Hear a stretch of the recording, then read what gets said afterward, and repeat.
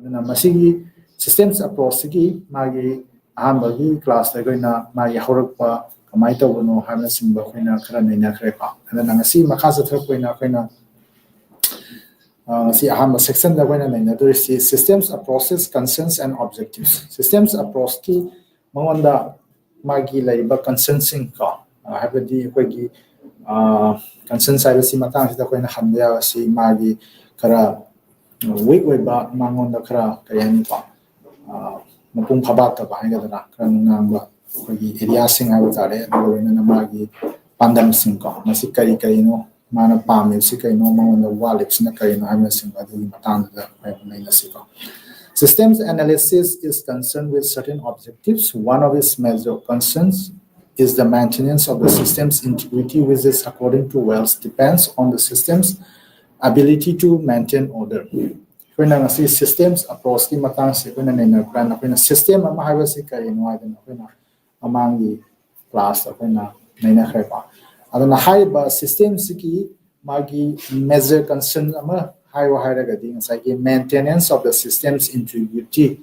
The ability of the system to maintain order. System ama laibata the system is operationalized or matam today the ngasai ko mamang ngai na systems da yalu si ko gi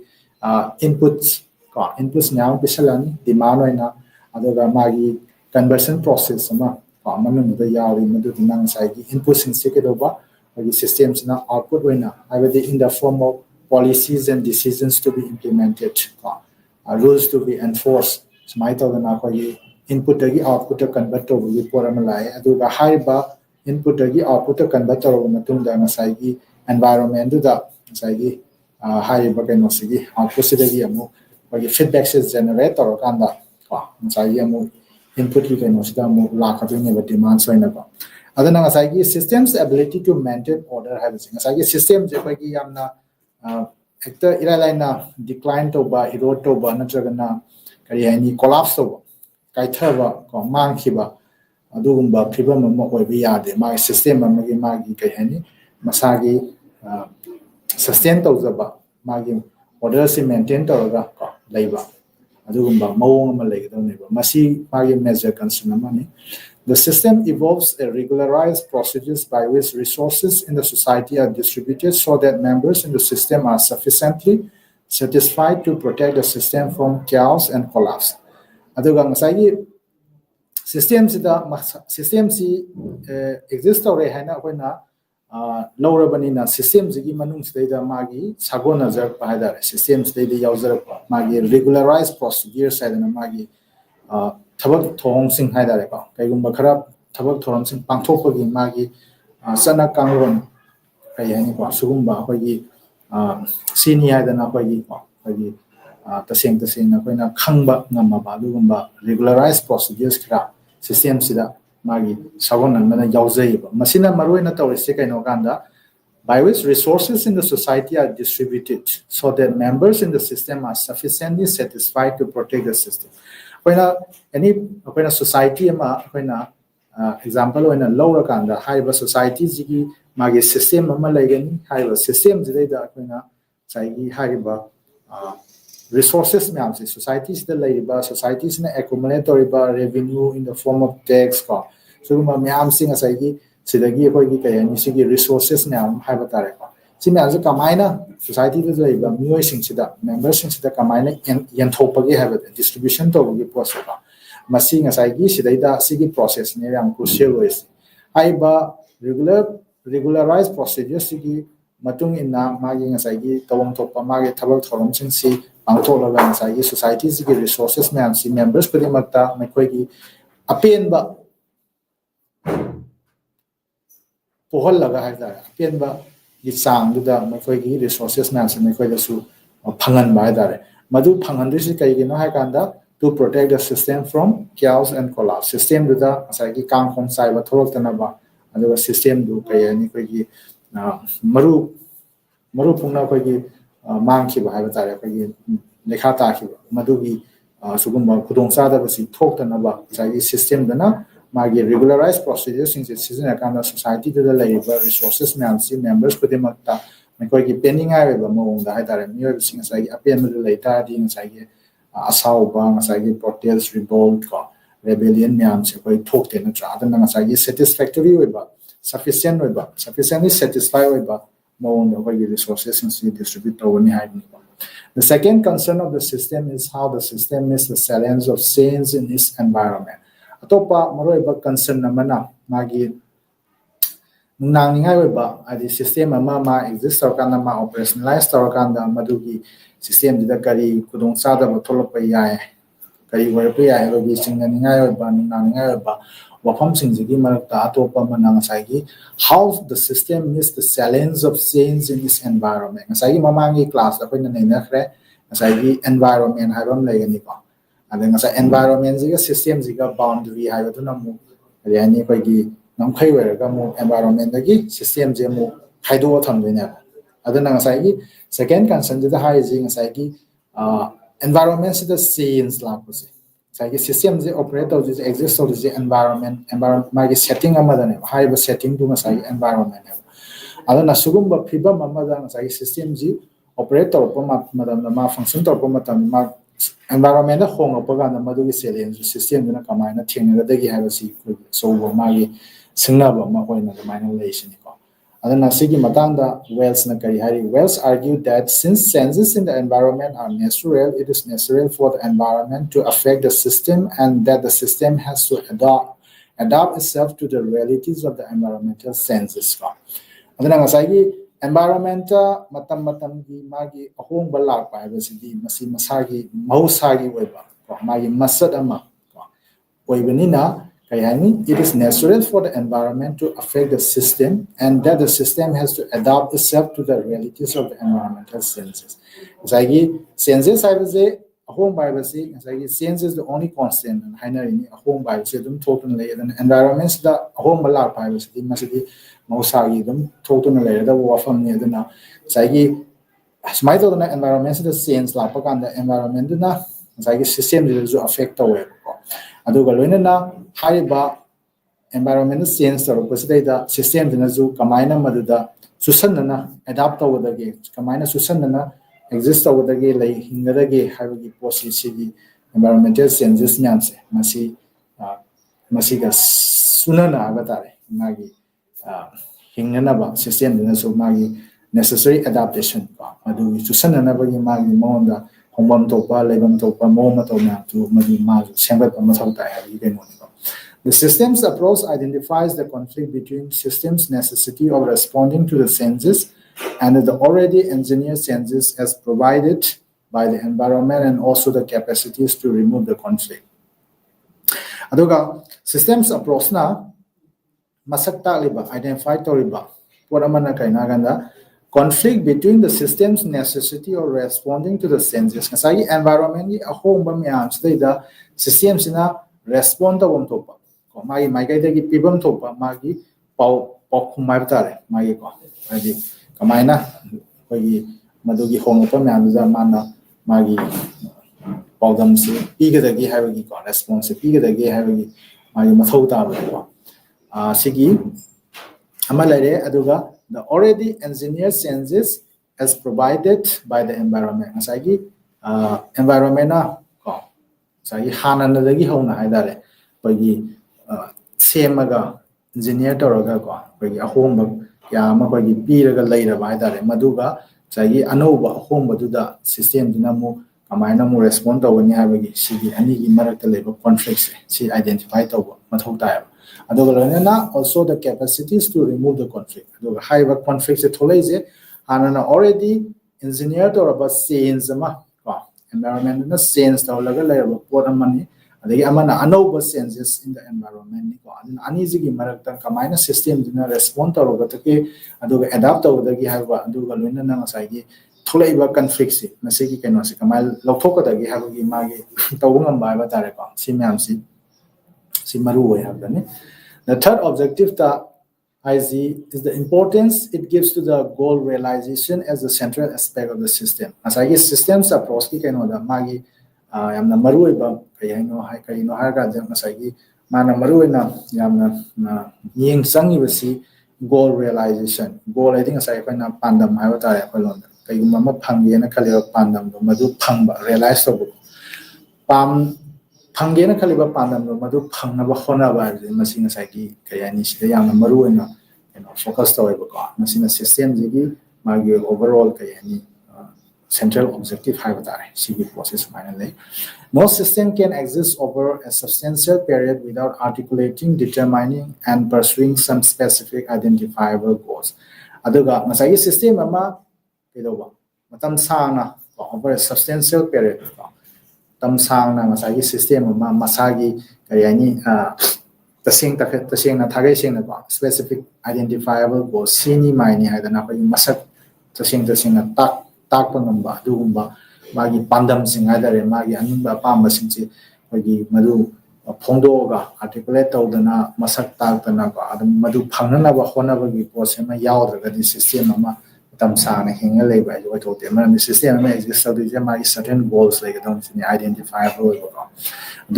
adu identifiable goals like the system ama lebam thokte have you can according to Wells the pursuance of these goals is an important focus in the systems approach. Adana ngasagi Wells na mo high secret no kan da high ba pandam sing si phangnana ba khona ba madu gi pursuit of se madu phangnana ba ana ba madu khona ba si masing ngasagi systems approach ki kai hani ba yam maroi ba magi mieng ani chini pandam phangna khona ba habse derivatives of the systems analysis ka hoje mo ngasagi systems approach sum pagi kayani nainarak pasida amu systems analysis sidagi amu masidagi pagi kayani derive tawba masidagi sendo sadolaga masidagi oirakhiba ko masidagi sendo rakhiba adugumba anobo keno haiba tare pagi political analysis ki ko magi approach ama mu haiba tare adugumba mathulai masidaida political system derivatives, input-output derivatives, the political system or input-output approach is one derivative of the systems analysis introduced by David Stern. Input-output approach or political system. Political system na systems approach. Political analysis ki poni na political system ama kamana operate tawi my structure na kaino like input na kaino input to kamaina my conversion process to the output to want to have a single report ne na moje power na ne reji ko adana masida da akoina masi David Stern na maruina sigi kaino se magi mana advocate we ba hadare advocate to ba hadare sai gi bagi man hodo ko ni hadare. He provided an original set of concepts for arranging at the level of theory and interpreting political phenomena in a new and helpful way. David Samsung Lewis na, David Stern ki my contribution na dari ano concepts kya mama na pagi haudo pa aduga loina na theory level da political phenomena si masagi masaktan na ba kamaina interpret tawani hani kari ni hani lawani habana sing masigi kan masida magi ba original ideas original concepts in ko magi sumaina even theoretical formulation power tawna sumaina so contribution na taw habani David Stern ko. He selects the political system as the basic unit of analysis and concentrates on the intra-system behavior of various systems. Aduna mana sagi political systems is a basic unit of analysis. Political analysis to was a magi kariani for ye yamna kuptaba basic way badumba for ye kuzing habitare do the unit of analysis when a man of political system see the minor man lowy aduga lenana concentrates on the intra-system behavior of various systems. Systems kamagi manungda inter system nataba system anigi daga system anide hemba mayamgi marakta laiba nataba sagi system amagi manungda thoiba magi intra system behavior system amagi system yama mana tawi nainai adubu masagi system jingji manungda yawba magi intra system gi behaviors system masagi manungda yawzariba adugumba system dogi magi mo masa sing haba tare hogi adu sidasu mana yamna ko David Stern defines political system as those interactions through which values are authoritatively allocated and implemented for a society. And then David Stern political system karino hairagadi ngasai political system asida ma haisi those interactions through which values are authoritatively allocated values in si koigi authority ama yauna masi oigadawani masi oibam thui haibagi koigi chapsaba warep amaga filem amaga loina na haiba tare authoritatively allocate taw adi piba ko yanthokpa sumaina paina lawbe ai ko ngasai values myam si allocate tawbeni adusu kam monda authoritatively ko adana sidai yaw interactions myam se ko siji mateng na interaction system dogi manu yaw thoiba interactions myam do madugi mateng na values se authoritatively allocate tawini aduga madu khonai sidai da sanaga dawni hadana implementation tawini sai input and output process can also be through the characteristic features of Stern's concept of the political system are adana sai David Stern develop tawriba mana formula tawriba sai system approach ki kano sidai da mana political system ana seasonai se masigi concept of political system sigi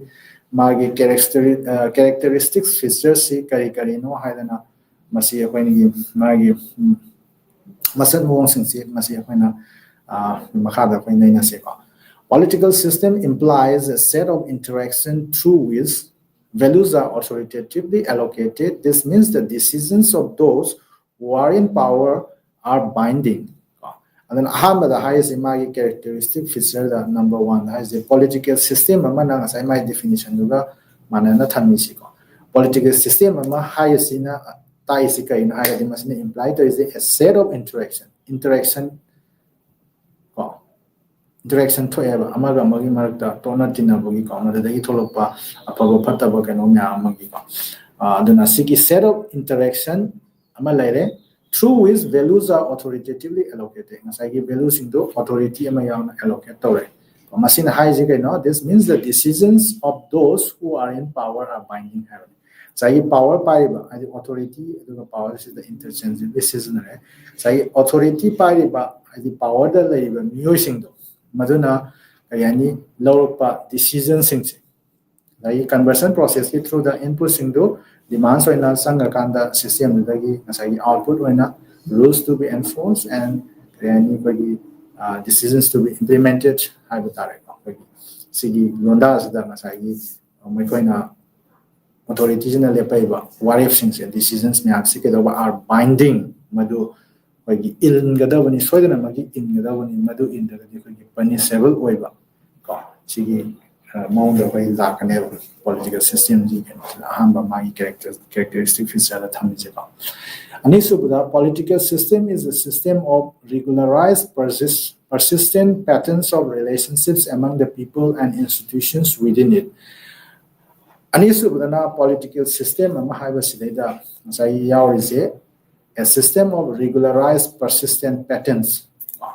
sai mamanda when regularized procedures and high adu you can odani chamana balonda the different words highway one regularized persistent patterns ko akoigi regular way but irregular way na tabo ko amu hom amu oi da sum tawba na tabo ko hom banai na taba sai khara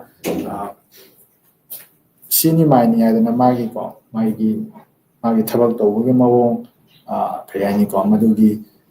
mathang manau nai ba wi wo ere ko mathang sin taw bi ken wo ere so du adam chatharaga ko leptana chathadana leira ba regularize taw ba aduga leptana su ko chatharaga ba persistent ba abdi phat lepa to ki ba ya mataba magi matam chana dum khara persistently ko magi chathaba adum patterns ko magi patterns abji akoina for londa kari hani hai ya magi mawong marin haiba tare ne ko aduna adugumba mawong marin lama khagi leptana sum sang aina satharaga lakpa adugumba kenoni of relationships among the people singduga institutions singduga gi marakta leba patterns samane patterns kari patterns na ga karamba mawong marin no haiga di haiba regularized persistent patterns singsi people aduga people ga sai system rigman yawe institutions ring marakta laingai relationship to adu kind of patterns in the political system like any natural system is a self-regulating system which can alter, correct, or adjust its processes and structures by itself. Also, with the political system, any natural system, self-regulating with masana masagi system operate tawzaraga leijaba adumba system amani which can alter hombasu yai aduga asoyaran yaraga zumasu madu mathandana self correction to auto correction mo ki type to amina self regulating wa ramina ngasagi masana hondok sabasu ngami masana aran sendok sabasu ngami natragana adjust its processes and structures by itself magi tabak tawongi yani ko processing aduga magi structures labelsing to masama tonta koigi kara sendok sendin hongdo hongjin tawjab adjust tawjab ada madugi kainosi yawjab ada self regulating system amo way. Political system is dynamic in the sense that it can maintain itself through the feedback mechanism. Adana ngasagi political systems in a dynamic way. It can maintain itself through the feedback mechanism. Political system input thousand conversion process output and the output to environment data feedback environment data move feedback can system feedback mechanism dynamic way scenes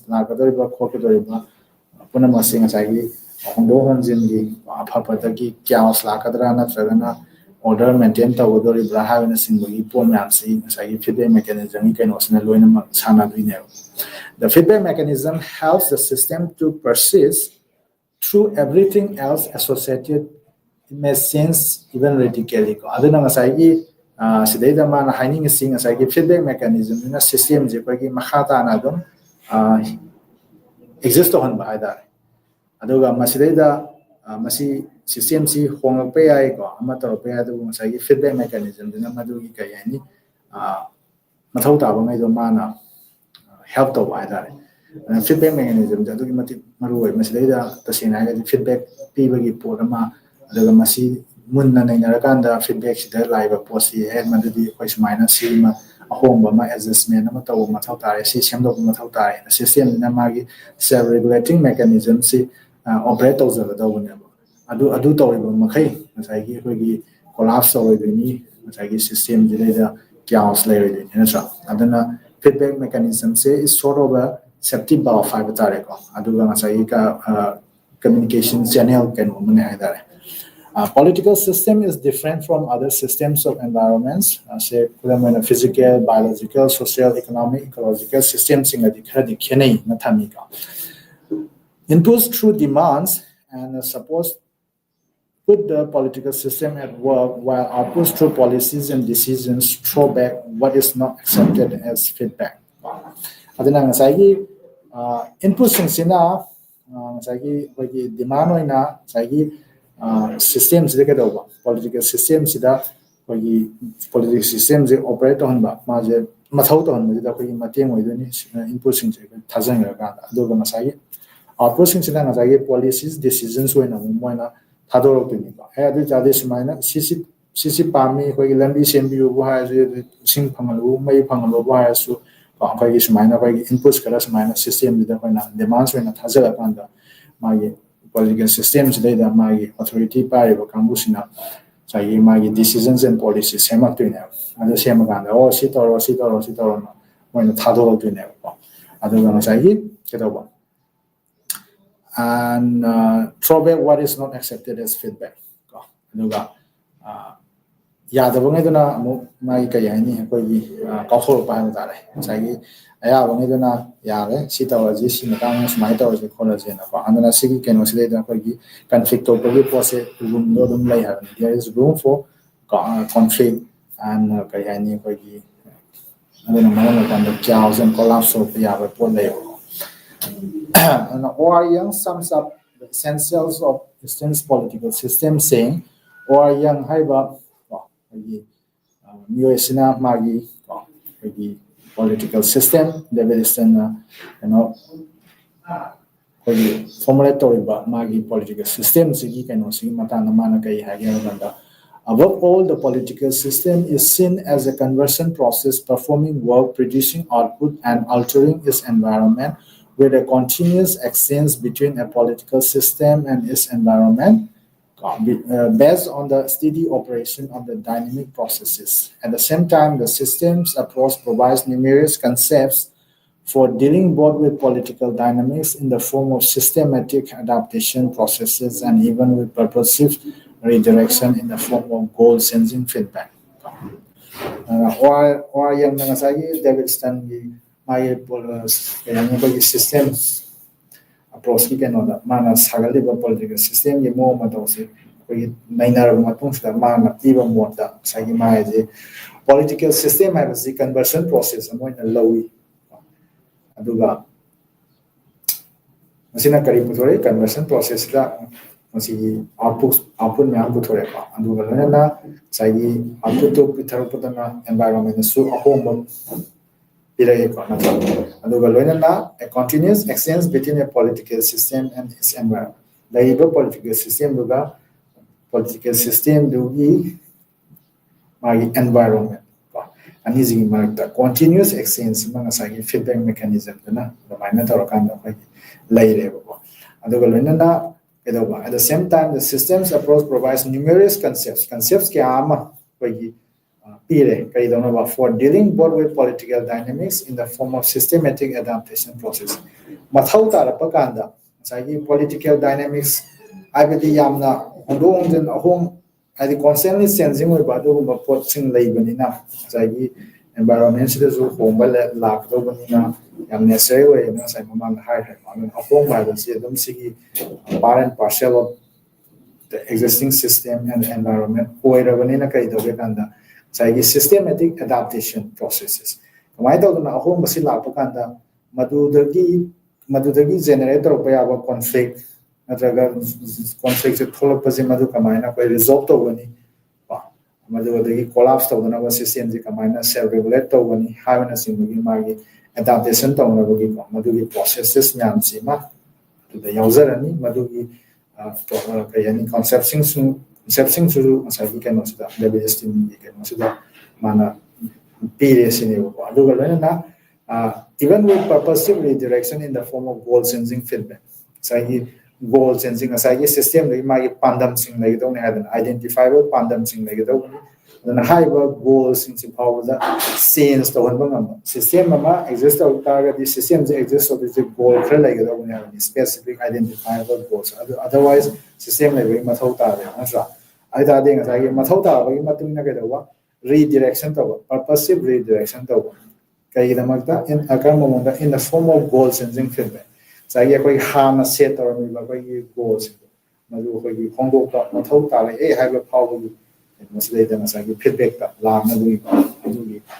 as soon as I give redirect over number either Matoba political system and much minor David extension minor model system with the P have the nickel or young atoms. Criticisms that Zagi Harry Burkenosi Tavisina Loinama Mapumari Parabra or a Palatrava, Aswan Malatrava, higher Manimasu, Wayatradum Tuli, Professor S.P. Brahmana regards it as an abstraction whose relation to empirical politics is impossible to establish. Empirical politics ka Zagi Samson Naba Nam abstraction, abstract web. I need Peggy Sini Mine, I don't know Peggy Mo Marin Nama Tan Labor, do Pornataba, Wakana Savet, do abstraction in the can only had a man. Political system that was SP Bamana Tamika. Mihana Mukai also said that Stern does less to explain the theory and more to create a conceptual framework. Zagi theory is masi fazana explain to honabagi inosida debe esensi kara sonba goina the minor ngasai nihansina phongde edu galoina ngasai magi maroi ba kainosi contribution se mana ngasai David Stern conceptual framework se koi same conceptual framework se sagat presidadi kramana kayani kumang option na lay aduga magi theory kayani go theory du masa explain to ba madu chugaina ta bai matang se dikra magi aswan ba lay na sumaina using ni hena my thamiko. Esther's analysis is confined to the question of locating and distributing power in the political system. Aduna David Stern's king asagi analysis si maruina karaida confined to we have the question of locating and distributing power in the political system. Political system amada asagi power si karaida lay aduga kai kamaina distribute to we koli habagi kenosi masigi analysis ne maruina ko. He seems to be concerned more with questions such as persistence and adaptation of the political system, as also with the regulation of stress, stability, and equilibrium, and thus advocates only the status quo situation. Therefore, there is much less in his formulation about the politics of decline, disruption, and breakdown in the political system. Sigi kaino David Stern gi kaino kagi political system sida sagi mo kara asonba awatpa me ama sum thirakpa kan sida kariana thamge ha kanda David Stern na maroina magi concern si persistence magi political system sigi persistence adi matang kuina sana sat pa ha batare ko magi regulating kagi order amasi magi order si maintain torokanda the violence hingaga leiba da operator ga leiba the persistence masi sida khara hena ko siga mari le questions in the hena meaning samba aduga adaptation of the political system is also with the regulation of stress, stability, and equilibrium. Masagi political system do hingbada natana masagi matam gi hongaiba changes me anduda sagi langba stress stability equilibrium stability maintain tawna ba hona ba equilibrium ma tham na hona pa gi keno sidaida adi khallama sana haibitare on the lapa political system the lapa pa gi singnaba sing masagi conflict or stress lapa ko pa sigi chaos nam develop to ko sigi nyam si thok ta na haitare thok da bla ga madu adaptation to adjustment to madu resolve to adu possible sagi sigi adaptation ni kan osing so bagi sida sumana yam na ming sang here thamiko and thus advocates only the status quo situation adana sigi kan osida David Stern gi kan osida su sagi status quo maintain to sagi laiba film do adu makhata na lehenna ba hona bagi ko sagi self regulating wa ponina adjustment adaptation gi room do the yaw so masagi system do persistently magi regularized procedures so some makhata na satharaga laina hona ganda sagi ko status quo ma laiba film do some makhata na laithana bagi sigi porama maonda su magi Davidson gi keno su yaw re mai waro sito maramadu nagadoba there is much less in his formulation about the politics of decline, disruption, and breakdown in the political system. Then amana magi political system and systems in the political analysis tarbo matamda maroina political system gi magi lekha tarapagi politics of decline aduga politics of disruption sagi political system da akaya toy ayat apan pirak pa da disruption thorok pa aduga magi breakdown madugi kaitharak gi keno mapse sigi possibility kaya mana yeng da ba da ko magi formulations in masida ka sona layer da pili despite the claims for macro level studies Stern's analysis has largely focused on Western countries. Sagi David Stern's namagi can also na political systems na sagi sigi model sida bagi macro level studies to we are ni have the akan kholi maki political can also see bagi model sing have tare masi koi masida koi pun namsa laga na koi nai na ya ni ha gi mana single performance of model masi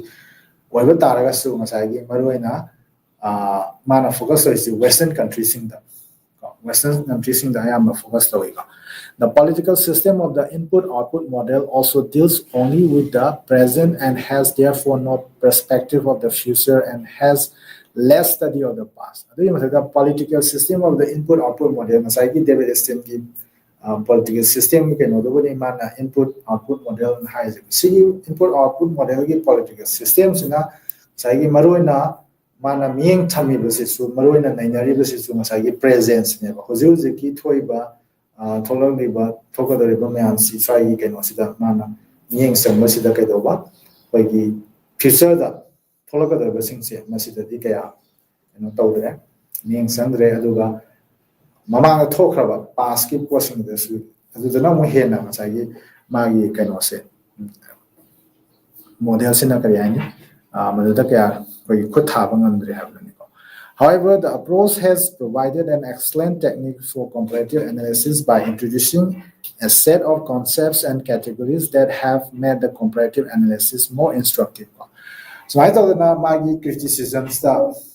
David Easton input-output models that aswan ba kaya malagre my Western countries that when focused on macro level studies on the higher theory that kind of explain to one the ba sumba kayama bagi waro se thamnaraga su magi sober contributions in higher the magi concepts kayama ko political analysis to wala makhan kya gi kayani ko bagi concepts kayama mana develop to pa sumba me apse sigi yam thina kana is ko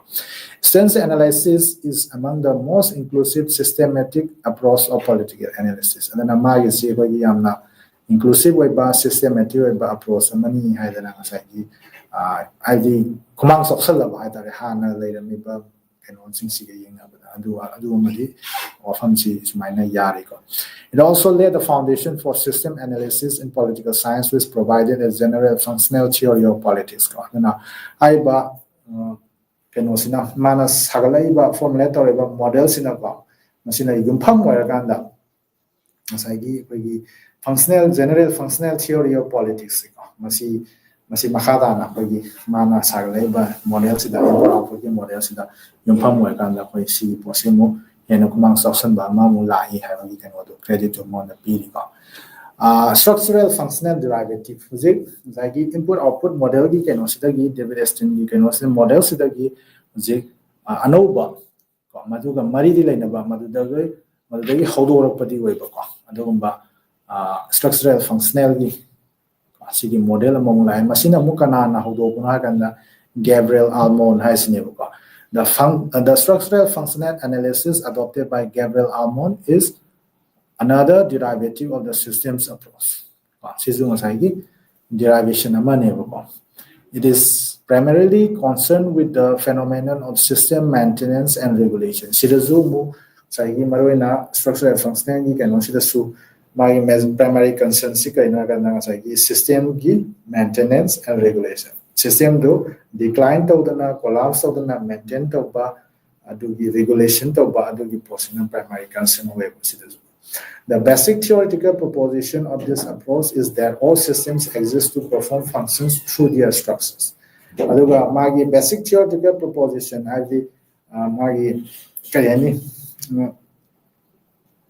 samna khoi lon ha ga ngasai magi matang sida haidare kanui khoi haiba structural functional analysis ki magi model se magi kari dobagi da masi khoi sumaina semakriba no haibis leida magi sumba ko summi haidana mana thajana thamba warola ma haiba taraga di khoi ngasai all systems exist to perform functions through their structure systems ko de mag laiba systems ko de mag se ngasai gi mai khoi mathau tongna ba laiba ne ba kari sinaraga through their structures system gi manu ya ba structures institutions sing do madu mathau to hola kanda sai gi my functions man je pang thong na ba laiba ne systems gi mag se is my basic theoretical proposition ne ba system sing se magi structure sing na koi gi operator kanda magi mathau pang thong na ba mine laiba ne have se ne. The basic assumptions of the structural functional derivative of the systems approach are like basic assumptions I think akoina assume to ba si oi sumaina oi na kana low by da adugumba khara structural functional derivatives siga masi sagalakpada sumaina sumi sumaina oi hadana khallaga sumaina low maroiba points khara sumaina piriko. Society is a single interconnected system in which each of its elements performs a specific function and whose basic goal is the maintenance of the equilibrium. Society ama habisi ke dawa single interconnected system amani habne. Society ama akoina naina kana society se akoina amaga interconnected weba aduga system amani hadana akoina laweba. Aduga maduda mu kai dawe kana in which each of its elements sai society da laiba bagi elements in system da yaudeni sai elements in ke dawa performs a specific function. Magi is obvious elements ayawiba masa khudi makada magi kanaba specific way matho mu right pangthoi ne society da lei se family as family institution si when element among the lower families is society ma da magi matho da am le lower da se angang popa angang poga vai matik chaba mi ma kunai da member ma wena ba kana sembalak pa kunai da sana bi my socialization process kai graph si the political culture kai graph gi tambi ba ko si gi pon ma yaw ina tra family gi so mai to da ko gi my specific functions and whose basic goal is the maintenance of the equilibrium. However, elements in the micro pathway method my basic goal seeing as equilibrium the maintain over them. Have the kunayamada chaos, anarchy, specific elements in the elements in cinema with specific functions in the pathway propaganda. Mo marin ta da khuna yi no ma la ya madu la ta na ba equilibrium ma yi lain na ba sai mathau jing de pangtho ini hai da na ma society je a singular kano mo na entity mo na ma system mo na lawi hai da na chi assumption se le society consists of its numerous parts which are interrelated ani subrai society ma da ko gi tonga ba ko gi saruk ya ma yawi du ga hari ba saruk nam se parts nam se interrelated way amaga magaloi mari lene have ko see assumption is second. Third, the dominant tendency of the social system is towards stability, which is maintained by its inbuilt mechanism. Magi society social system magi hainaba masad have that magi ngasai kenosi maroin stability is maintained to bukona badune ngasai masagi zulum masagi sagona zarga magi yauzara ba haidare ko sai stability maintain to ba si kamain to da gi sumo ko to ga namado kamain thena ni haina simbagi sigi cop to na bagi mari inbuilt mechanisms yauzara ba dugumba system amani sine system's ability to resolve internet conflicts is usually an amateur fact aduna haiding asai gi when a society je dei laiba ko system ji ma operator propaganda the elements in the game specific functions which perform the organ equilibrium maintain the hona base masai system wigi masagi weba tawungamba matik mayai kari dauna to resolve internet conflicts system the operator propaganda tholakpa magi internet conflicts in yanada ba munaba myamsi akogi masigi valuation p na ba samtaina na bagi madugi tawungamba kainosi system the yauzai habazima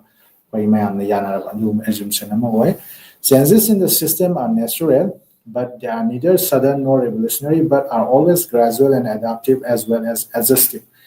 System amada ahomba la privacy am natural way ko masi adum thoktan legani thopam su toi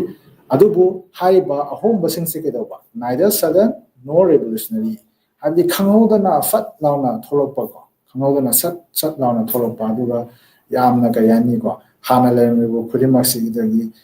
ta tongan mo da ko khangong hongba ko adi adugumba khangong hongba adugumba yawra ma ha ta re ko revolutionary ba mo ngi keno madi oide sine hongase madi mo ta ngasai yamna tamna gradual way na adaptive as well as adjustive ide ngasai hongba do SI the home of Matota, you can watch the Sumtam, say, when a cultural scenes, guys, society, mother, labor, mu account to give my cultures, when a long period of time. So he said, in terms of centuries or some decades haitare ko koina naina kanda koina yam kumna naina kanda ngasai mai cultural change odum koi ku fangane hada adu change madu yamna sudden oina change so bu masi pak thok te ko mai society di mai system di mai model do kai hani maduna pamising ngasai gradual adaptive as well as adjustive to ne ngasai matam gi ahomba mathau tara pusing do madu tam na sum chusanara kanda madu ahomba do thamba dare. System has its own structure, aims, principles, and functions. And a system magi structure lazy, magi pandam lazy, magi chana kanon sing ka. The minor principles of the functions mathosing lazy have them. According to the structural, functional, derivative, the political system is composed of several structures as patterns of action and resultant institutions with their assigned functions. Assigned functions. And the structural, functional, derivative, the political system and the structures yawi as patterns of action and resultant institutions with their assigned functions. High by institutions in Sigi, my patterns of action, my Tongan Mamona, Magi Mato Pantopagi, Mo Mori Lajagani, Adoga institutions in Sigi, Magi, Ayani Makoina Pantova, Tawdava, Mato dancing, assigned functions, and this will be Lagani had in Sumana, structural functionality or the Sulego. A function in this context means purposes served with respect to the maintenance or perpetuation of the system. When I see the function of Mahagadi had Tabagama, Tawama, Hayagading, as I Kaima, Hayagan, systems in a Sagi Magi, Kayani labor systems maintain those of the systems of collapse with another decline to with another maintain to Nabaduga Maha Satana. Them hinguna lay never perpetuate on the Makta, where he pantok the way out of Matho dancing but possess with respect to maintenance or perpetuation of the system. Maduri, same with them, Makatana, hinguna lay never with them after told the way out of Matho down, Pantoy, but Tavasing of Saishi, Hansan Island of Lowica. And the structure means any set of related roles, including such concrete organization structures as political parties and legislatures. And the function I would do among the period of structure, I would target the lowest context data, say, the Yoruba concrete organization structures in the name. Could have when I say political parties, why so legislatures, why so Magi labor, so Saktam I would target, Magis. Structure, institutional structure symptom, organizational structure symptom, structure and loaded. The structural functional analysis involves the identification of a set of requisite or at least recurring functions in the kind of system under investigation. Structural functional analysis the identification of a set of requisite or at least recurring functions. The way other about Magiko. Mathodang, Havatare, sang the way other Dugumba, Kenosingima, Masata Pama, Natragana, recurring functions in the kind of system under investigation. As I when the Nainariba system, the Yauriba Magi Kayani, recurring functions, the Yamna Hansanandanum, Pantok labor, Magi Tabuk Tom Sing Havatare, Madugi Poto, Madu structural functional analysis. It attempts to determine the kinds of structures and their interrelations through which those functions are performed. Structural functional analysis the kinds of structures. System with structures their interrelations through which those functions are performed. However, structures in the marital interrelation. Amaga Kamina Mari Tone Kamina worked on a Mapangan Canberra, Amana Sonbra Canana Carida, Tauda, Aduna, Canaga, Cooperation, Tawi Canana, Canada, IAP, Harness in Masum, interrelations, may I say. Madame Quena Pantore, but Tavasing and Leapagana, Madu cannot when a Tana woman. Gabriel Almons, the politics of the developing areas, my workshop, Kayana Samata, and the structural functional analysis as the legitimate patterns of human interactions by which order is met. So, legitimate patterns of human interaction. Mioiba, Kuna Isida, Mioiba Mam Sina, Maga, Donatinaba, Leminabagi, Torapa, Dumba, my legitimate patterns, legitimate magi mong matosing mong real sing have that human interaction by which order is maintained. High legitimate whether problem legitimate legitimate patterns or human interactions order social order political order maintain to structural functional analysis all political structures perform their respective functions with different degrees in different political systems. All political structures masagi with different degrees in different political systems. High political structures say legislative powers India powers China legislature have different degrees in different political systems. Political system the magi mathodang the pangthokani adu magi degree the khenaba lay isine. The input functions include political socialization and recruitment, interest articulation, interest aggregation, political communication, whereas the output functions consist of rule making, rule application, rule adjudication. Aduna koina ngasai gi Gabriel Arman gi magi ngasai model sida mu sumaina koina mu structural functional analysis ki je makata nena pera hai ba input functions na kaino output functions na kaino habis leida ko sumaina piri aduga hai ba rule making rule application simya gi magi thra detail ba kaino si aina mathangi class da soidana ka ba tawjage aduga masigi oina ko makaza tharapada Gabriel Arman regards political system as a system of interactions to be found in all independent societies which perform the functions of integration and adaptation by means of the employment or threat of employment or more or less legitimate order maintaining or transforming systems in the society. Political system Gabriel Arman system of interactions to be found in all independent societies. Independent societies could be system of interaction. At the minimum, interaction system political system functions of integration and adaptation. Society integration anova lakpa adagi ahomba mayamsing asai society to hana lenu society ju anova changes to the adaptation to ba yadaga di society da kya solve yai ka du mapwa mayam lenu madu kayani maintain to na hona kanda legitimate order maintaining the powers the authorities is seasonal kanda society ji magi order ma maintain to equilibrium ma stability established political system Kamina Tami, Madura Kaika in Akaiva Tole hadn't seen the Kamina country result to have the political system again. He argued that there is interdependence between political and other societal systems. As a political system, Topa societal systems in Simarta Amagamaga interdependent or never. That political structures perform the same functions in all systems. Political structures could some systems degrees that all political structures are multifunctional. Political structures could be multifunctional way, and that all systems adapt to their environment when political structures behave dysfunctionally.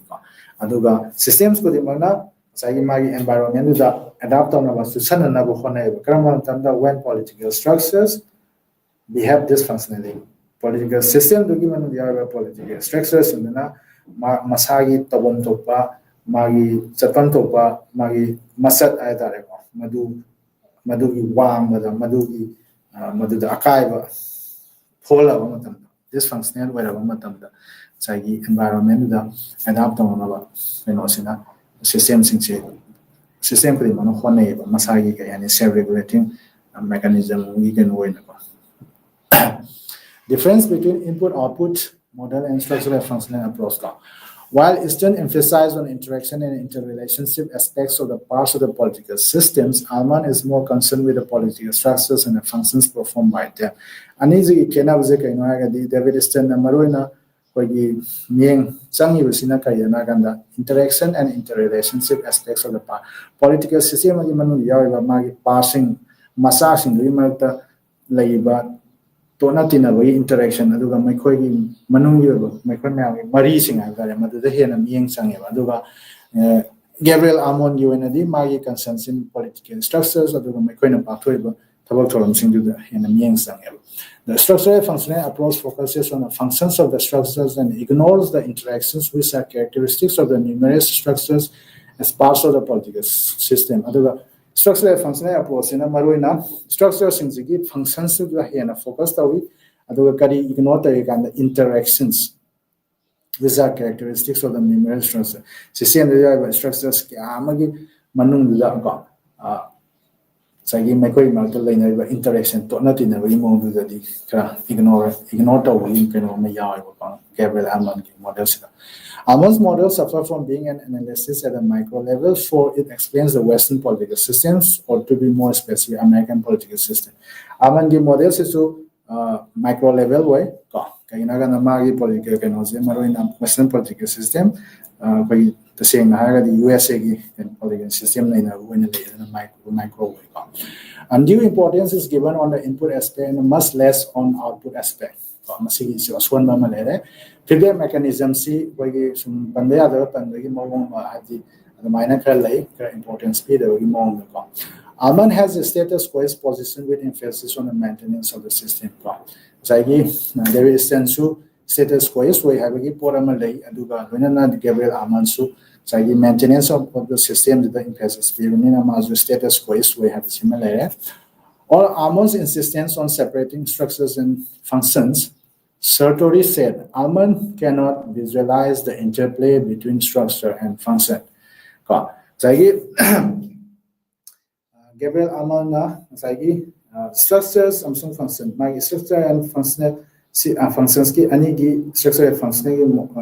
analysis ki can also the model sida mana ani si tokaina. The system political system ang structures in the structures in the pangtol functions in the ani si tokaina. Tamisi, affinited or Tamisi, Kaigino has data, Sartori, Namana Kayana, Bigaganda, Mayuaroda. Almon cannot visualize the interplay between structure and function. I demand structure to kind of way, structure in the part of a function to kind of way. I need to kind of way. Adana Mana Masagi, like the Kayaganda, Makomani, the Sapani Haga, Tareshinadi. Makom naam na song and separate problem way have the maramding sagi structure duga function duga ani marakla neighbor interplay. Kamina structure na function na affect awi function na structure duga kamina kai way the higher sing way sigi neighbor interplay the man over on the have never go. Adana the power with the second part third part lucky gani sigi kenosida makatana the masagi ngasigi kenosida sarap ako number one o fangisi input output model David Eastern and political system you can see systems of you can see data developed or the derivation oina habitare structure functional you can see so by now we Gabriel Amon to data advancement over funny the Utabu Masagi animaki model animaki to Aswan Masi criticism the power with the over funny and now Masigi wena can say class A size status minor selesi duga walhori basaro du matangi class that's why the thank you all for your attention.